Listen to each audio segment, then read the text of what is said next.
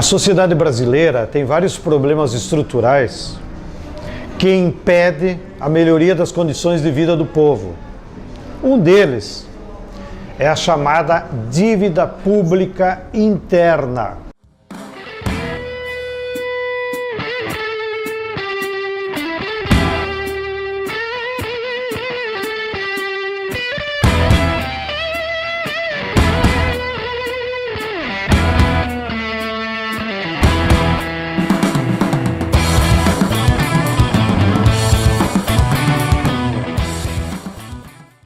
Eu entendo a dívida como sendo uma forma de escravização das pessoas físicas ou jurídicas que aceitam uma dívida. Quando se fala em dívida pública, muitos se perguntam, né, que dívida é essa? De onde ela surgiu? Né? A quem ela é devida?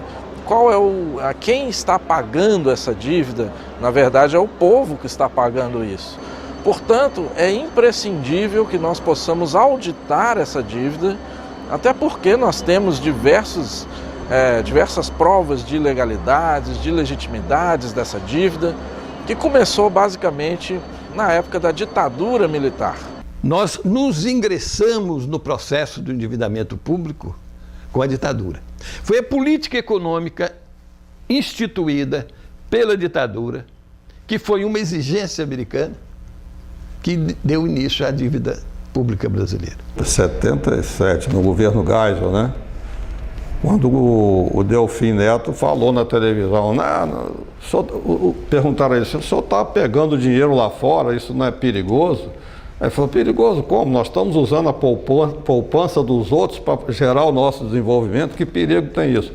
Só que, irresponsavelmente, ele pegou empréstimo a juros flutuantes. Pegou empréstimo a 6%, permitindo que a taxa variasse ao bel prazer dos Estados Unidos. E os Estados Unidos levou esse juro para 23% e quebrou o Brasil e todos os países latino-americanos. Os juros flutuantes, que é um crime e que a Convenção de Viena declarou que é criminoso, o juro flutuante, elevou os juros da nossa dívida de 5% para 20%. Aí havia uma escolha, né, que era sentar na frente dos credores e dizer: vocês estão completamente ilegais em termos da legislação internacional, vamos fazer uma renegociação radical, né?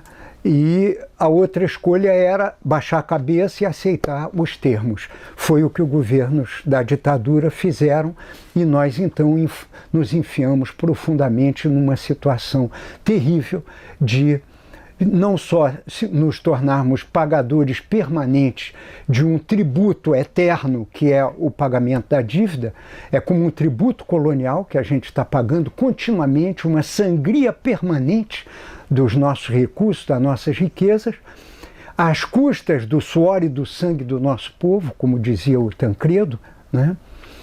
E, ao mesmo tempo, a gente se tornou exportador líquido de capital, que é outra coisa gravíssima.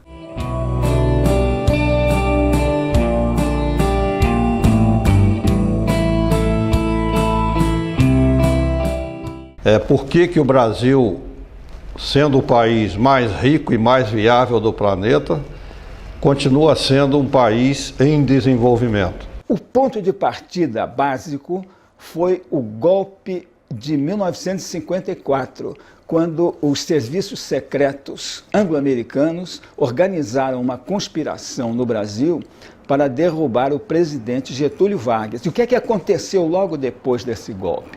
Aconteceram modificações na legislação de capitais estrangeiros, oferecendo subsídios incríveis para que as empresas transnacionais viessem a ocupar como ocuparam e cada vez mais totalmente os mercados e a produção no Brasil.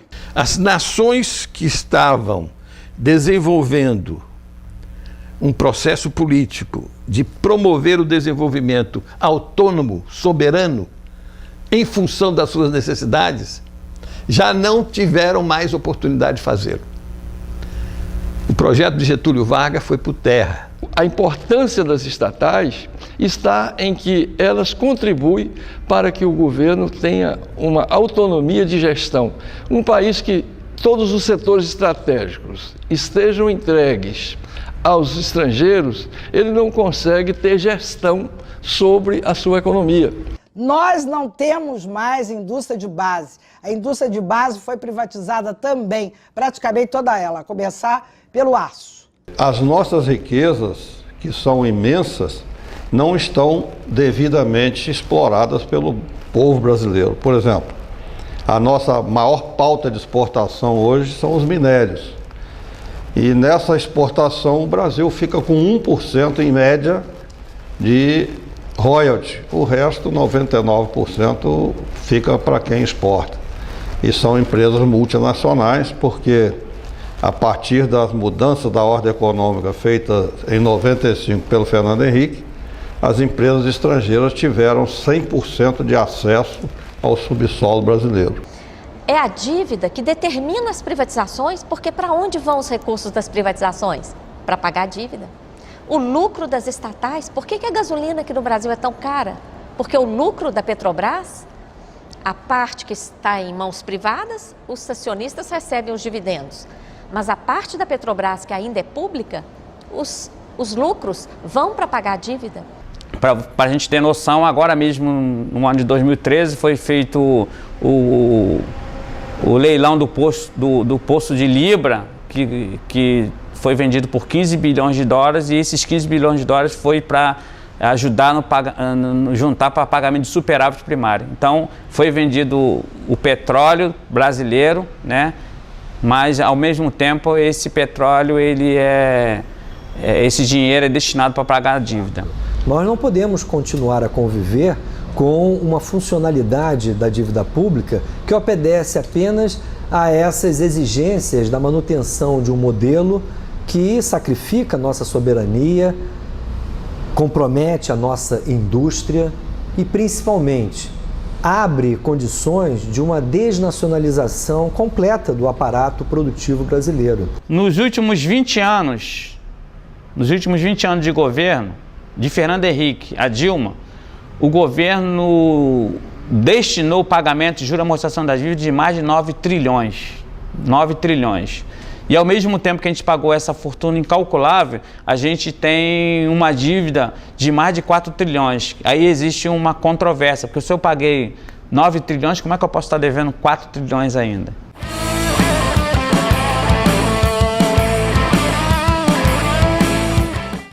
A dívida pública interfere em toda a economia do país, não é? Ela, além de representar uma subtração brutal de recursos do orçamento a cada ano, ela ainda pauta a política econômica do país. A principal meta que nós temos hoje no nosso país é a meta de superávit primário. Toda a economia do país fica refém dessa meta. Nós não vamos conseguir resolver os problemas que nós temos de saúde, de educação, de transporte público, de moradia digna, de reforma agrária, se nós não suspender o pagamento dos juros da dívida interna, que hoje é chamado do superávit primário. O que é o superávit primário? Todas as receitas do governo, todas as despesas, antes de pagar os juros. Então, antes de pagar a conta, o que sobra um dinheiro. Depois que vai pagar a conta, não sobra mais nada. Então, o superávit primário é uma brincadeira para enganar as pessoas. O Brasil e a Argentina são os únicos dois países das Américas que praticam superávit primário. Ou seja, que se comprometeram com o Fundo Monetário de garantir uma parcela religiosamente guardada dos impostos para pagar esses juros. Nenhum outro país. Quanto mais o Brasil paga, mais ele deve. Fernando Henrique Cardoso, em 8 anos como presidente da República, pagou de juros da dívida quase 2 trilhões. Lula, em 8 anos, 2 trilhões. Atualmente é só verificar quanto a presidente da República já pagou. E aí vem a lei de responsabilidade fiscal. Não pode gastar mais do que arrecada. E aí Mas para pagar os juros da dívida, vão cortando despesas públicas, o chamado superávit primário, economia para pagar os juros da dívida. Só que a lei de responsabilidade fiscal só permite gastar mais do que arrecada para o pagamento da dívida.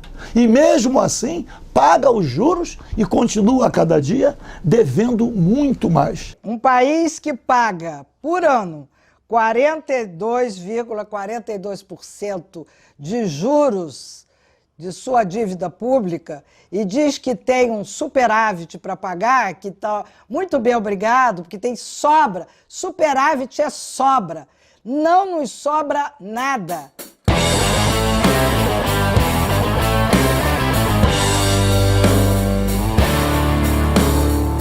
O brasileiro tem muita dívida, tem de pagar. Não, a gente tem de pagar aquela dívida que é legal, que é legítima. Não pode ser paga dívida que não é legal e nem legítima e que nem beneficiou o povo. Que é um processo que não tem um governo culpado. Todos os governos são culpados. Que cada um foi lá, ao invés de resolver o problema, rolou e aumentou o problema. Se a gente olhar a forma como o governo brasileiro vem tratando a questão, ela não mudou muito. Desde o segundo governo Fernando Henrique, olha que já passamos por 2 governos Lula, estamos no governo Dilma, e eleição para ou um novo governo Dilma, ou um outro candidato, não importa. Mas a condução é a mesma. Primeiro, não se discute o não pagamento. Não se discute a auditoria. Não reconhece-se o estoque da dívida e a forma como ela foi montada. Não há nenhum senso crítico a respeito dela. Como é que ela foi criada, qual o papel da ditadura nisso, como é que, enfim. As condições em que foram assinados os acordos, seja com o Clube de Paris, FMI, Banco Mundial, não se questiona nada disso. Reconhecido o estoque da dívida, paga-se a obrigação financeira. O argumento é que isso gera credibilidade nos mercados. Voltando ao início, porque a dívida pública, no fundo, é o step da especulação nos mercados financeiros.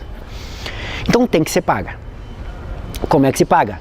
Com recursos públicos. Essa grande expropriação que os bancos fazem contra o orçamento nacional faz parte de uma agenda política de primeira ordem, já assumida pelos movimentos, que agora nós temos de pressionar para que seja assumida também pelo governo federal. Hoje a gente paga 40% em média de imposto no Brasil.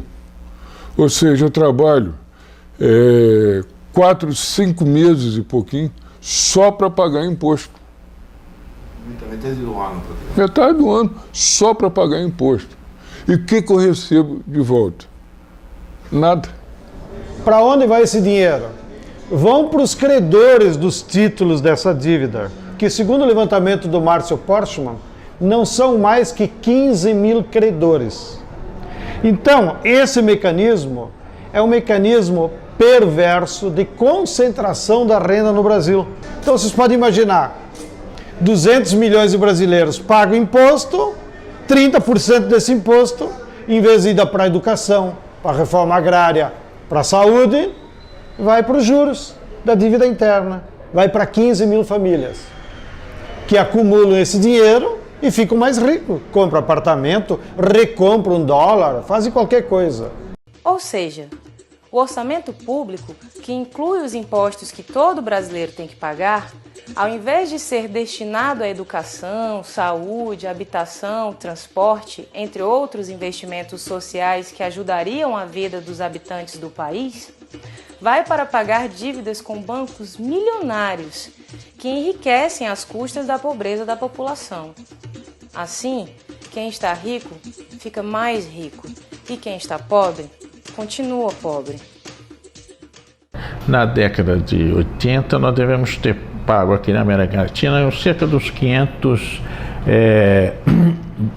bilhões de dólares, tá? Por uma dívida gigantesca, mas sobretudo por causa também da taxa de juros extremamente elevada que nós pagamos nesse período. Então a dívida pública ela tem um salto astronômico. O Sarney chegou a instaurar a CPI dos bancos. Não durou mais do que algumas horas. Eles conseguiram imediatamente retirar assinaturas que eram suficientes para dar continuidade. Você vê o poder que essa gente tem, que os banqueiros têm. No governo Sarney, não consegue nem continuar pagando os juros de amortizações, e aí tem uma moratória obrigatória porque o país não tinha reserva suficiente para continuar pagando os juros da dívida. Quando houve a inadimplência, não por decisão soberana, senão porque não havia um centavo de dólar para pagar coisa nenhuma. E a economia mundial estava sendo alimentada pelo endividamento público. A primeira coisa que Fernando Henrique fez nesse campo, além das privatizações e da abertura do mercado para o capital estrangeiro, foi transformar a dívida externa brasileira em dívida interna. Comprou os títulos dos estados e municípios e foi nacionalizando, ou melhor, federalizando a dívida pública brasileira. O governo Fernando Henrique tinha um processo de desnacionalização da Petrobras. Chegou até a colocar o nome de Petrobrax para facilitar a pronúncia dos compradores estrangeiros. Desde 1994, o Brasil convive com uma combinação de situações extremamente perversas, particularmente a combinação de juros muito elevados e, ao mesmo tempo, de um dólar barato. Esse foi o caminho encontrado principalmente pelos bancos e multinacionais para a estabilização da economia do país sob o ponto de vista monetário. Mas as consequências que isso gera, sob o ponto de vista, em primeiro lugar, do orçamento público da União, são gravíssimas. Essas consequências comprometem hoje quase metade desse orçamento com pagamento de encargos financeiros. O que é a lei da responsabilidade fiscal? É que nós temos que ter responsabilidade de ser bons pagadores, entendeu? Mesmo à custa das nossas riquezas. A Margaret Thatcher, já na década de 80, 90, ela dizia assim, se um país não tem condição de pagar sua dívida, que venda suas reservas, seus minerais, que venda suas terras, que venda tudo, mas nos pague. Ela teve a petulância, a coragem de dizer isso. E acontece que o governo Fernando Henrique seguiu à risca essa proposta.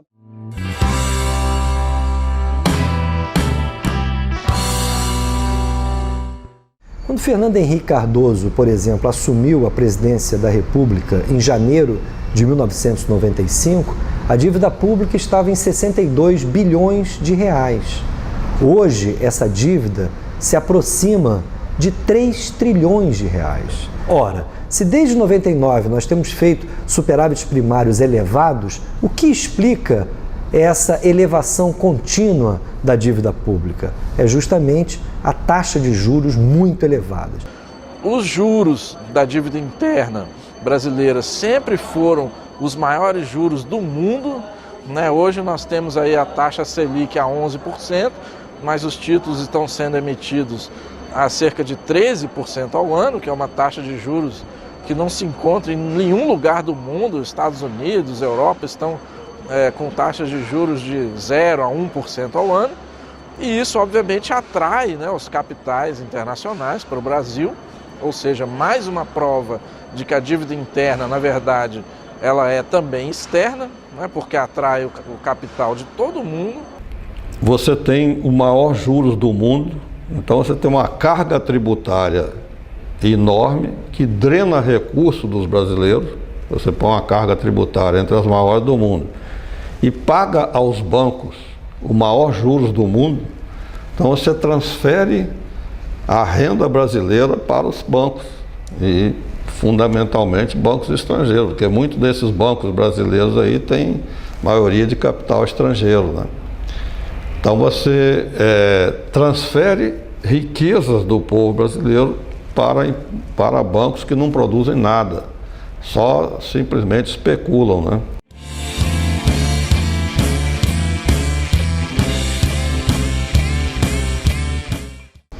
Acho eu que é impossível você tomar de volta qualquer dinheiro de banqueiro.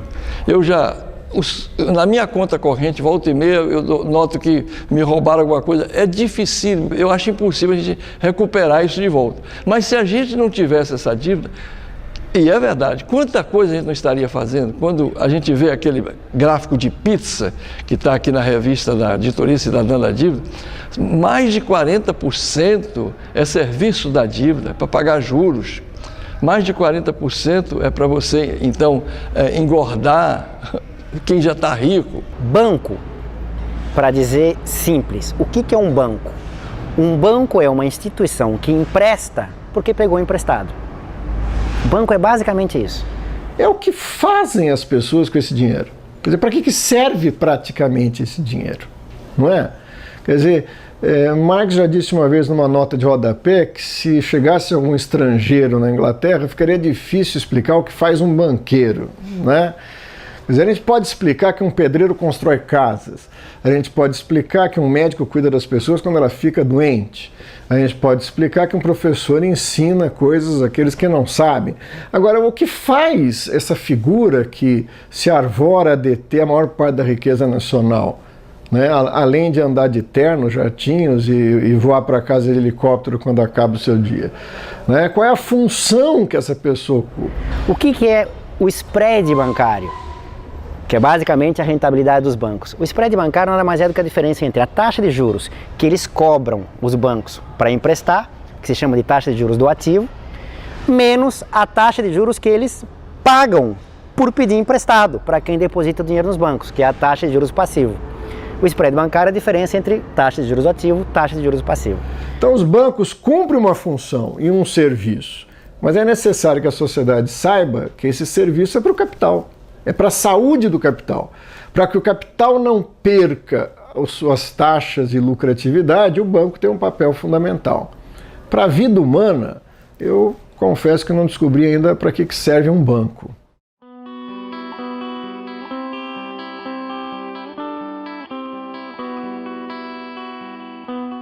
Na Constituição de 1988 estava previsto uma auditoria da dívida pública brasileira. A Constituição brasileira, por exemplo, determinou que o Congresso fizesse uma auditoria para saber o que é ilegal, o que é impossível de cumprir. E até hoje o Congresso não a fez. Apesar de a Constituição ter sido votada em 1988, com prazo de 1 ano, até hoje não a fizeram. Nós recorremos, através de um recurso muito bem feito, através do presidente da OAB, ao Supremo Tribunal Federal, e isso encontra-se há muitos anos engavetado. Existe na própria Constituição a suspeita, no artigo 166 da Constituição, de que houve uma fraude nesse artigo. O que acontece em 88 com relação especificamente à dívida pública?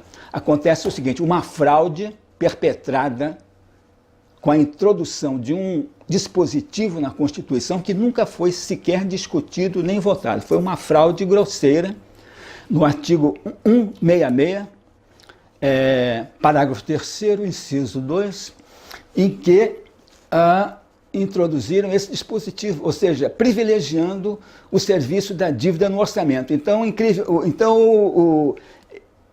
a dívida no orçamento nem é discutida, ela passa direto. Na Constituição de 88, ficou claro que não podia ter taxa de juros superior a 12%. Isso ficou para ser regulamentado mais tarde. Até hoje, o pessoal já esqueceu, está lá na Constituição. Então, é absurdo o que se faz. Tem interesse, tem banqueiros que têm interesse nessa taxa de juros, não se explica para onde está indo o dinheiro, e cada vez mais nós vamos numa bola de neve.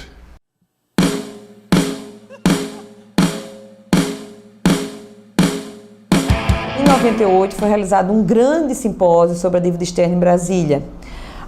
No simpósio foi tirado que nós realizaríamos um tribunal da dívida externa, que aconteceu aqui no Rio de Janeiro, em abril de 99, com mais de 2.500 participantes. Passado o tribunal, nós fizemos uma reunião em seguida e resolvemos chamar, então, um plebiscito, uma consulta popular. No ano 2000 fizemos o plebiscito, mais de 6 milhões de votos, levamos ao Congresso, ao presidente que não nos recebeu, ao Senado, à Câmara, ao Legislativo e ao Executivo os resultados, um documento com o resumo dos resultados e das demandas que nós fazíamos ao governo.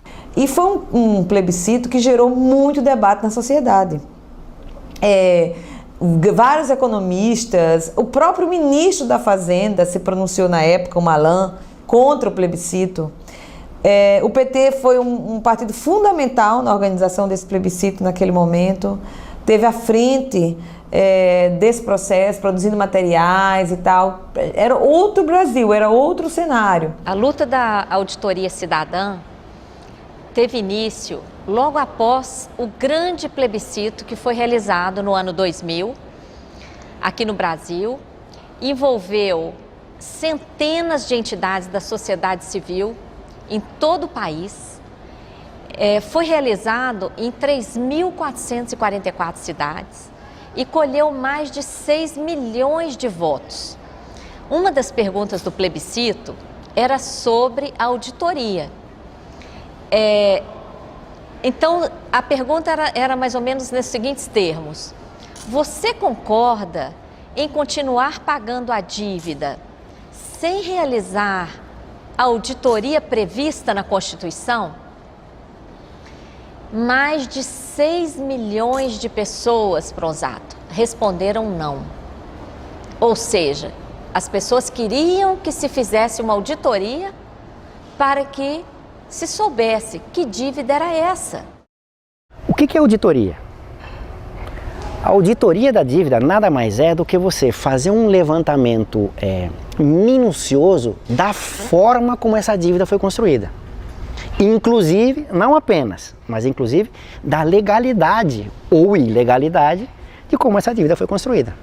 Porque percebam, se o estoque da dívida a cada período nada mais é do que a dívida no período anterior, mais nova dívida criada, mais quanto ela cresceu pela taxa de juros, se eu tenho alguma contaminação de ilegalidade em algum momento, o próprio crescimento lá na frente dessa dívida está contaminado por aquele ponto de partida. Se você identifica essa legalidade num tipo de auditoria, você fala, a partir daqui eu não reconheço o resto, que cresceu com base nisto.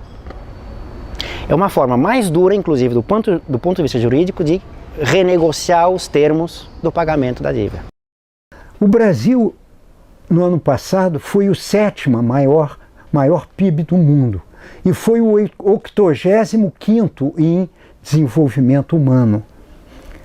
Quem é responsável por esse hiato? A dívida. O endividamento é o principal responsável. O que nós queremos com a luta da auditoria cidadã da dívida é que os recursos cheguem aonde devem chegar. O Brasil, um dos países mais ricos do mundo, é extremamente injusto. Nós não temos aqui uma saúde pública decente, uma educação decente, transporte, um cuidado com as pessoas, com os idosos, com os jovens. Não temos. Por quê? Se somos tão ricos. A dívida sangra os recursos e não deixa que os recursos cheguem onde devem chegar. Se a gente se endividasse para progredir, para crescer, eu seria a primeira a dizer, não, é uma boa dívida. A dívida pública no Brasil, infelizmente, não tem cumprido as funções que, em geral, a dívida pública oferece para os países que buscam o seu desenvolvimento, do seu ponto de vista soberano, do seu ponto de vista, especialmente, de conferir ao seu povo o bem-estar. Aquela ideia que, em geral, a sociedade tem, que a dívida seria um instrumento de financiamento, que a dívida corresponde a um recurso recebido pelo país e por isso tem que ser paga, há décadas não tem sido assim no endividamento público, tanto interno como externo dos nossos países.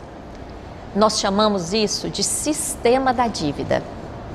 É um sistema com várias engrenagens. Esse sistema corresponde a distorção da utilização do endividamento público, de tal forma que ele deixa de ser aquele instrumento teórico de financiamento do Estado e passa a ser um mecanismo de subtração de recursos públicos. Porque, na realidade, o que está sendo feito no Brasil é dívida para pagar dívida. A dívida é uma coisa que às vezes é necessária para um governo, ela é. Ninguém descarta que uma dívida não é necessária, mas a dívida tem que ter uma contrapartida de serviço. Não existe. O que está acontecendo no país é que, como o Brasil não consegue pagar os juros, ele cria mais títulos e paga, e é por isso que a nossa dívida cresce. Porque se houver, em qualquer economia, quando você tem uma amortização de uma dívida, a dívida tende a diminuir, não a crescer. Se você está fazendo amortização, nós estamos pagando em dia, como é que a nossa dívida cresce? Porque, na realidade, o que está sendo criado é dívida sobre dívida.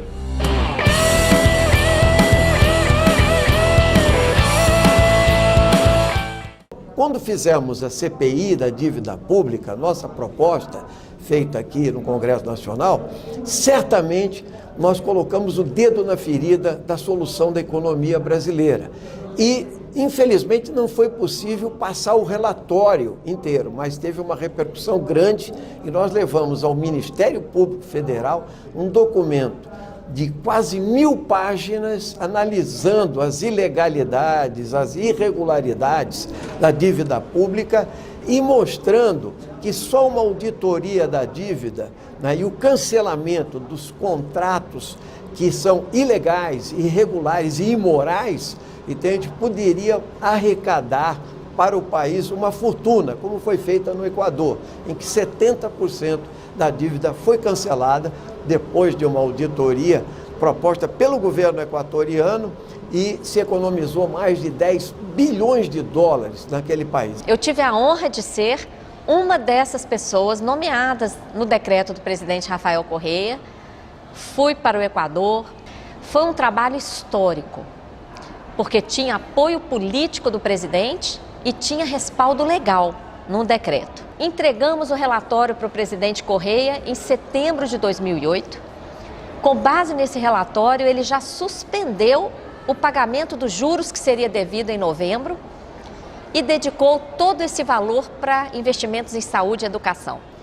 Dessa forma, o Equador anulou 70% de sua dívida externa em títulos e, com esse alívio, pôde aumentar os investimentos em saúde e educação. Nesses poucos anos, já foi erradicado o analfabetismo, implementada a educação integral. A saúde pública, que já não existia no Equador, foi recuperada. Investimentos impensáveis há pouco tempo em transportes, etc., estão acontecendo. Enfim, mudou a realidade do país. É um exemplo para o mundo essa experiência equatoriana.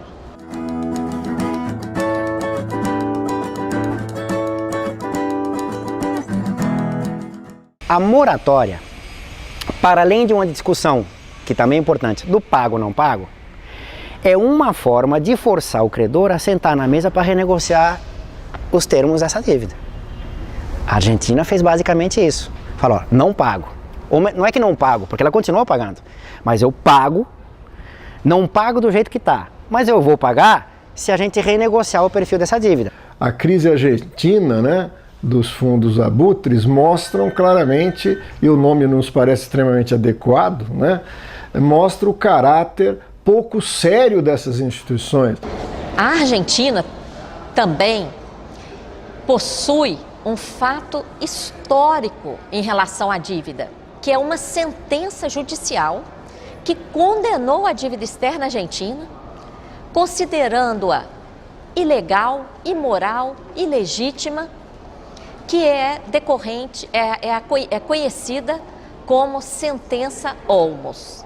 Infelizmente, as autoridades argentinas não levaram isso em conta e renegociaram sucessivamente essa dívida em processos que provocaram enorme prejuízo ao povo e à economia do país.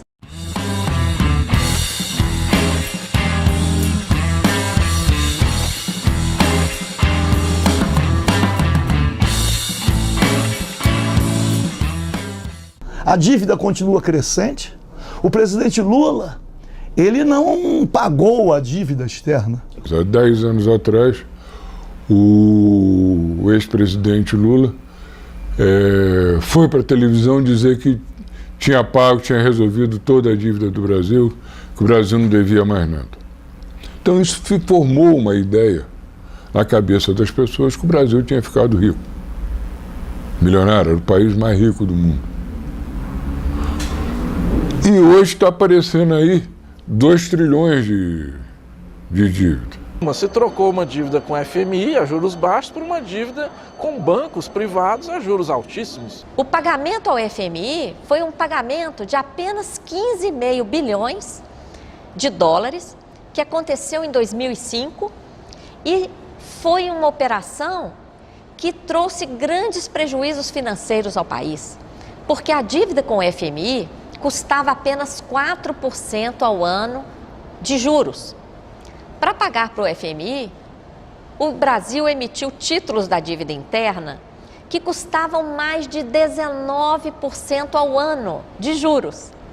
Então, foi uma operação que não trouxe nenhum benefício ao país, ao contrário. Foi uma operação que tornou a dívida ainda mais onerosa e provocou um grande desserviço político, porque iludiu ainda mais o nosso povo, afastando-o de enfrentar esse problema do sistema da dívida. Enquanto o Supremo Tribunal Federal examinou um mensalão, que nós não estamos aqui defendendo, nós achamos que o dinheiro público ele tem que ser preservado, tem que ser investigado e os responsáveis têm que ser punidos, mas que custou, segundo a mídia, 150 milhões, ocupou mais um ano de Supremo Tribunal Federal, a nossa causa não teve um dia do Supremo Tribunal Federal para ser examinada. A dívida ano passado levou mais de 2 bilhões por dia. Ou seja, nós tivemos, dedicados à dívida, mais de 15 mensalões por dia. E a grande mídia não denuncia isso. Ficou aí denunciando o mensalão todos os dias do ano, enquanto 15 mensalões por dia estavam indo no ralo da dívida pública.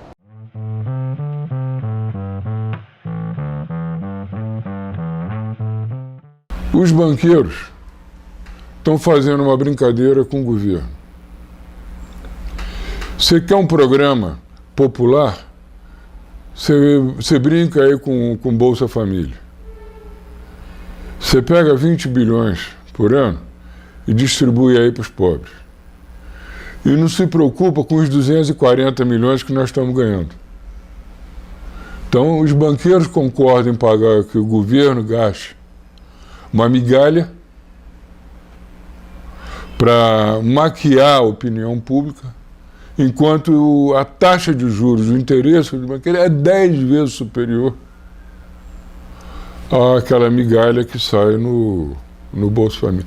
Mais ou menos a conta é essa. A existência de política social compensatória é melhor que a inexistência de política social compensatória. Óbvio, ninguém discute isso. E essa é a base objetiva para, enfim, o governo ter esse tipo de apoio social. É melhor ter que não ter. Agora, o que eu quero discutir é por que você tem. Primeira coisa importante é o seguinte: se a política social é compensatória, é porque ela está compensando algo. E se ela está compensando, ela não está resolvendo. Então, ela vai ser necessária ad eterno. A questão é, não estou discutindo a existência da política social compensatória, é porque você não, paralelamente, não resolveu o problema que faz com que você tenha que ter uma política social compensatória. Essa é a primeira coisa. Segunda coisa é o seguinte: de que maneira isso é feito? Então, por exemplo, Minha Casa Minha Vida. Como é que se faz no Minha Casa Minha Vida? Ah, você dá casa para a população, sim. Mas você está financiando quem? Construtoras. Que tem como lógica de acumulação o quê? Como é que é a lógica de valorização do capital das construtoras? É a mesma lógica de valorização do capital fictício. Você está dando bolsas para pessoas que nunca tiveram a chance de entrar na universidade, entrar em universidade privada com subsídio de Estado. Que bom que elas entraram na universidade, porque antes não entravam. Sim, mas qual é a lógica disso? Passar recurso público para garantir valorização de universidade privada e as vagas de universidades públicas estancadas. Defender política social não é ser anti-neoliberal. O que te faz ser liberal ou neoliberal ou anti-neoliberal é a forma da política social que você implementa. Política social focalizada, compensatória, é a política social do Banco Mundial. E não venham querer me dizer que a política social do Banco Mundial é crítica, heterodoxa, anti-neoliberal, que de fato não é. Não pergunte nada, não pergunte nada. Não pergunte nada, não pergunte nada.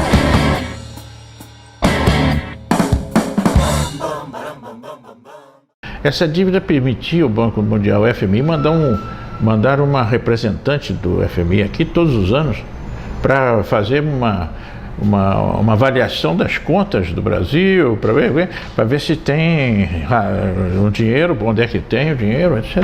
Uma situação realmente de submissão absoluta a um sistema financeiro mundial que não tem nenhuma razão, nem nunca foi previsto que existisse um sistema que permitisse ao banco ser dono do país e dizer, não, essa política não pode, essa aqui você faz. Uma coisa incrível. Não tem dinheiro para pagar a dívida? Então vocês têm que privatizar, vocês têm que leiloar, vocês têm que fazer, têm que criar leis. Tem que fazer de acordo com a orientação do FMI. Nós temos que seguir uma cartilha, queiramos ou não. Então, cadê a nossa soberania? Romper com o neoliberalismo tem custos. Só que quanto mais tempo a gente demora para romper, maiores são os custos. Mas tanto maior será o sucesso que você tem ao romper com isso, ao lidar com as questões de dívida externa, dívida pública, quanto mais apoio político, econômico e social você tem. O que significa isso? Que a integração regional é condição sine qua non. Nós temos um projeto de união muito positivo, que é a Unasul. E ela fazia parte de uma visão do Hugo Chávez de integração da América do Sul, primeiro, né, e eventualmente da América Latina e do Caribe, né, buscando criar uma base de desenvolvimento continental que viabilizasse uma crescente autonomia do continente em relação aos países do hemisfério norte e às suas corporações transnacionais. Não à toa, o Equador é o país mais empenhado na criação do Banco do Sul, porque o Banco do Sul foi criado no papel. Porque o Banco do Sul, sem o Brasil, não existe. E o que o Brasil fez em relação ao Banco do Sul? Apoiou, na verdade, prolongou as negociações e só entrou quando, do ponto de vista político, não tinha mais como não entrar. Só que entrou pro forma, formalmente. Por que ele fez isso? Porque do ponto de vista geopolítico do Brasil na região, o Banco do Sul já existe. Chama-se BNDES. Do ponto geopolítico do Brasil, o que lhe interessa é um banco que financia a atuação de empresas e capitais a partir do Brasil nas outras economias da região. E não propriamente uma integração regional, de fato, alternativa à integração regional neoliberal.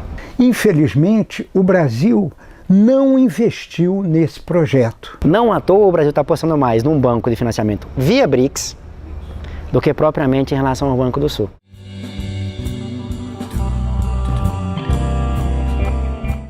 Mas nós estamos nos transformando numa nação ocupada pelo capital estrangeiro. Conseguiram colocar a ditadura do capital. Conseguiram.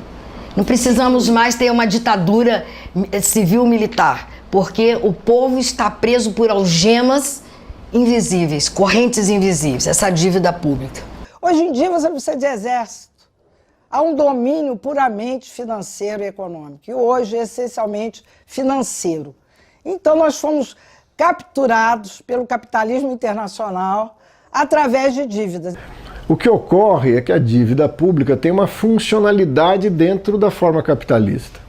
Marx já apontava isso lá no Capital, quando dizia ironicamente que a única coisa no capitalismo que é de fato socializada, que é de fato pública, é a dívida. A dívida pública passa a ter então aí uma funcionalidade de ser um dos instrumentos de carrear riqueza pública para as mãos privadas. O crescimento da dívida pública é uma condição sine qua non para a expansão da especulação nos mercados financeiros, inclusive privados. O mercado internacional se articulou para se impor no mundo através do mercado financeiro. Os bancos hoje, associados às grandes empresas, eles controlam o crédito e, portanto, definem o investimento nesse país. Cresceu muito a dívida interna, notadamente porque o Banco Central é completamente um feudo dos banqueiros.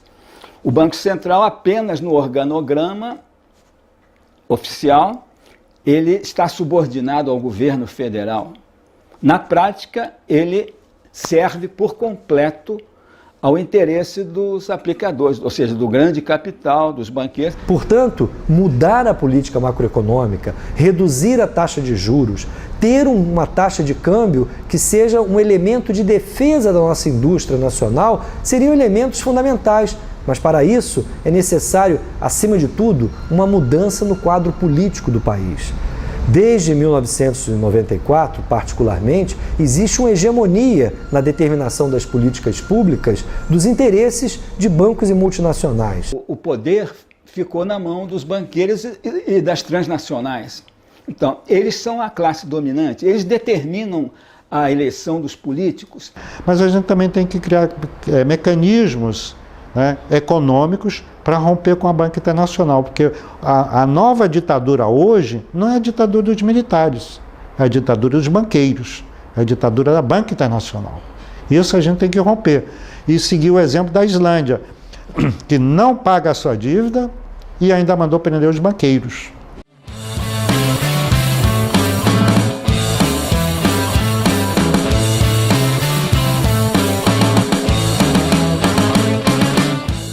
Sempre consideramos que a dívida é o principal mecanismo de dominação nas relações assimétricas norte-sul e também como um mecanismo de transferência líquida de riqueza para a burguesia. A gente percebe que as elites são impenetráveis, por mais que a gente pressione.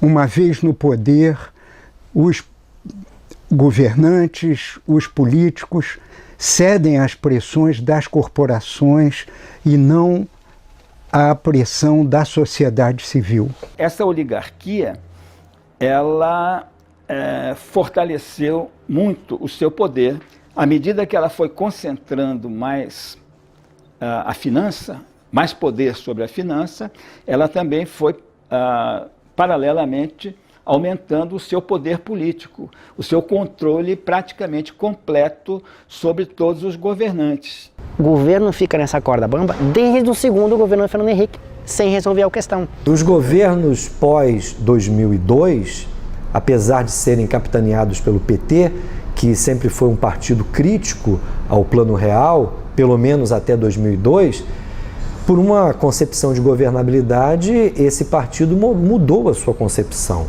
Do ponto de vista macroeconômico, ele deu sequência ao que vinha sendo feito desde os anos 90. Boa parte da chamada credibilidade do governo Lula se deu justamente por esta surpresa para os banqueiros e financistas internacionais. O partido que sempre sustentou a denúncia de todas as consequências nefastas do modelo liberal no Brasil, simplesmente capitulou quando chegou no governo federal. Não ter lidado com essa questão de uma maneira frontal e corajosa, o que indica isso? Indica que o tema do endividamento é tão importante para os países do Norte, para os credores e para os bancos privados, que eles usam qualquer meio para ou ameaçar ou cooptar novos governos em relação a isso. E nós temos precedentes graves relacionados com uma política mais soberana de países da América Latina. Eu menciono, por exemplo, Jaime Roldós, presidente do Equador, né, que em 83, depois de uma campanha vitoriosa, fantástica, uma eleição democrática sem questionamentos, né?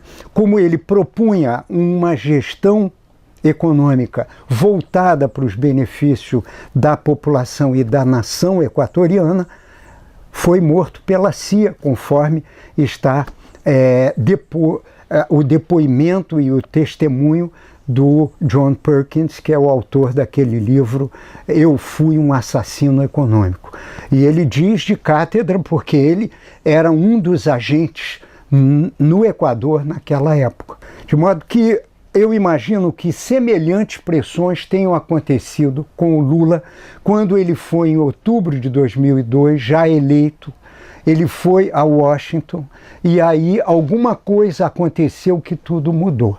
Ele nomeou o Henrique Meirelles presidente do Banco Central, e o Henrique Meirelles era o presidente do Bank Boston, que era um dos credores do governo brasileiro. Portanto, inimaginável a gente ter um presidente de banco transnacional virando gestor do Banco Central, que é a chave, né, do sistema da gestão financeira do governo federal. Nós estamos convencidos que a resposta não é técnica, né? Quer dizer, as condições para realizar uma moratória, uma auditoria na forma como nós acreditamos que seja necessária.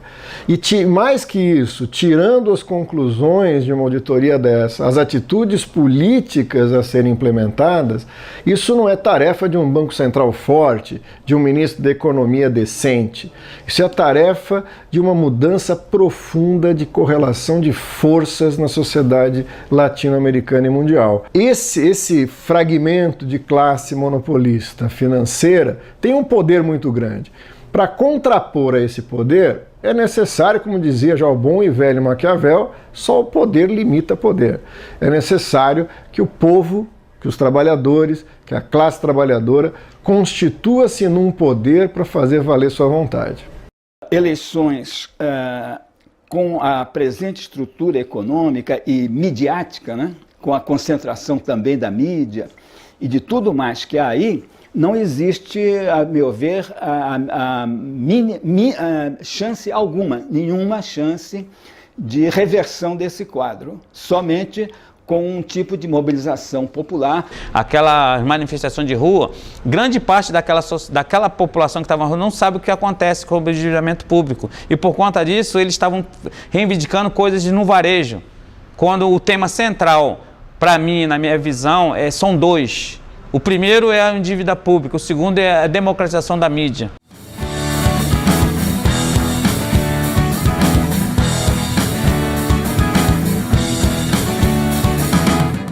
O pré-sal dá para pagar 10 dívidas públicas, tá certo? Mas se ele for mantido aqui. Mas não tem sentido você estar tendo uma dívida pública crescente e descontrolada, porque não se fez uma auditoria. Todos os países que fizeram auditoria da dívida, a dívida caiu drasticamente, porque essa dívida é mentirosa, essa dívida é falsa. Essa dívida que está aí é impagável. Não adianta ficar sonhando com o petróleo que vai vir daqui a 20 anos lá do pré-sal, porque quando chegar esse petróleo, a dívida vai estar num buraco tão grande que é impagável. Então, não adianta o Brasil ficar jogando para o futuro, contando com pré-sal, com pós-sal.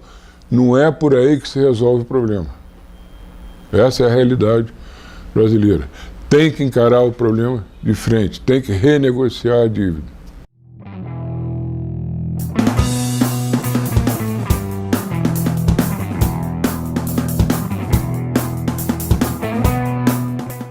O tema da taxa de juros e o tema do superávit primário precisa ganhar as ruas para que a população tenha conhecimento. A dívida pública atualmente no Brasil é um tema que não é abordado, principalmente pela grande mídia. E por que não se fala disso? Por que não se diz para a população que o governo não pode dar serviços públicos porque tem que pagar o juro da dívida pública? Porque isto é de uma injustiça brutal e que teria consequências políticas muito graves, não apenas para o governo, como para a própria oposição. Porque a oposição não está liberta de responsabilidades na formação da dívida pública.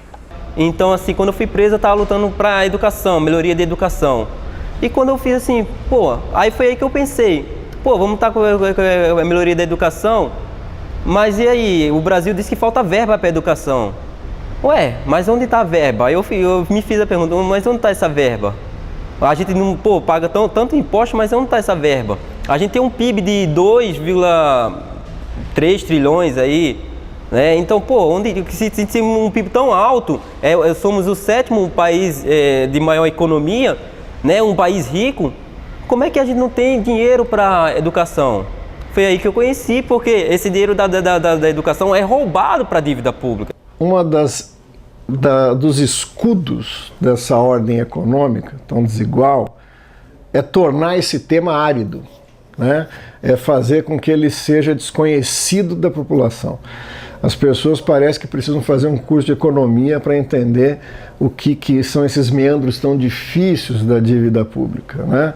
O próprio sistema, ele coloca o tema como sendo muito difícil, ele apresenta como sendo muito difícil para que a gente não tenha aprofundamento. Na realidade, eu não tenho nenhum conhecimento de economia, mas eu estou aqui conversando com você com algum conhecimento do que eu estou falando, porque eu li e porque eu adquiri essa informação. Só o despertar desse tema já é interessante. Se toda manifestação de rua tivesse esse tema em pauta, as assembleias populares tivessem esse tema em pauta, fazer palestras em escolas, para os professores e para os alunos, tentar informar uma maior quantidade de pessoas, eu acho que aí poderia ter um maior empoderamento do povo mesmo, popular.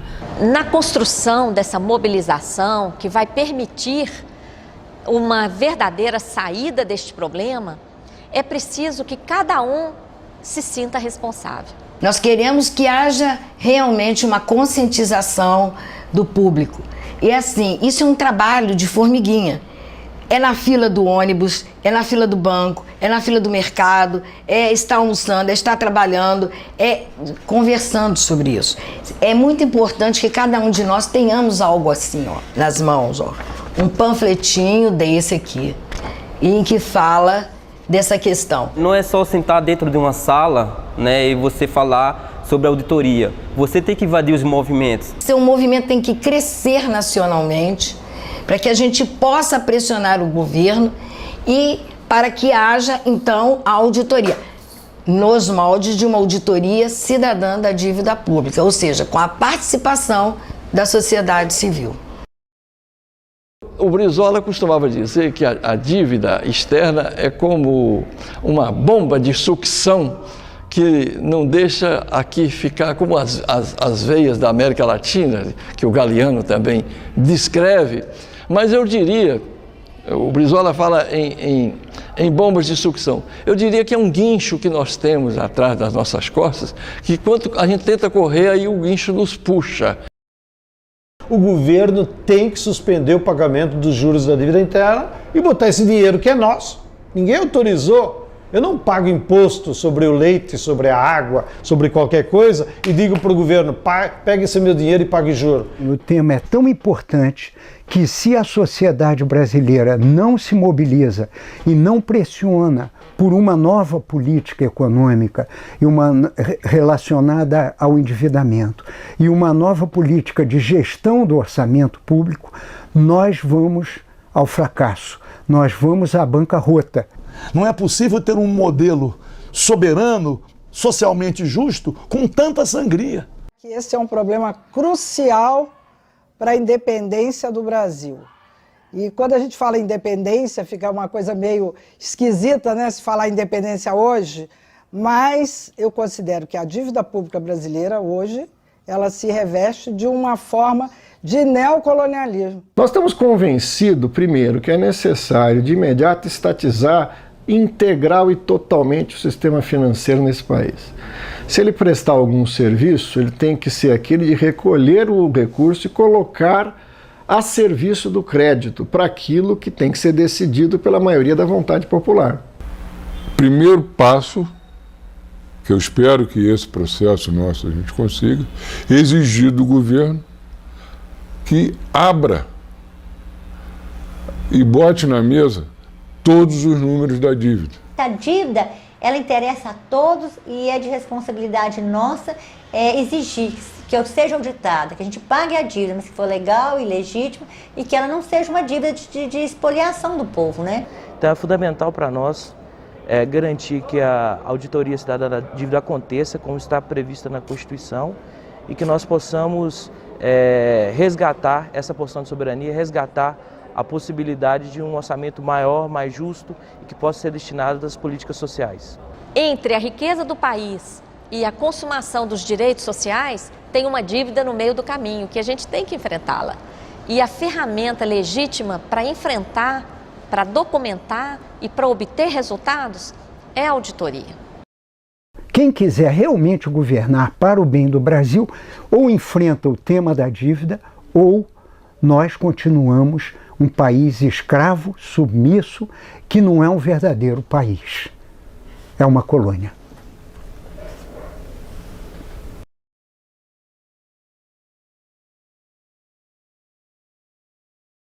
Cheque a conta! Audita, audita, audita essa dívida maldita. Audita minha gente, audita presidenta, audita que assim ninguém aguenta. São mais de 2 milhões por dia. 2 milhões? Por dia, gente fina, por dia. Tem uma linha no noticiário e nós pagando só de otário. Tem uma linha no noticiário e nós pagando só de otário. Chega a conta pra estancar essa sangria, quase metade do orçamento federal. Assim não dá, assim tá mal. Quase metade do orçamento federal. Assim não dá, assim tá mal. Título 10 da Constituição, artigo 26. Tá devagar, tá de bobeira, meu irmão. MPF, cadê você? Tá devagar, tá de bobeira, meu irmão. MPF, cadê você? Cheque a conta! Audita, audita.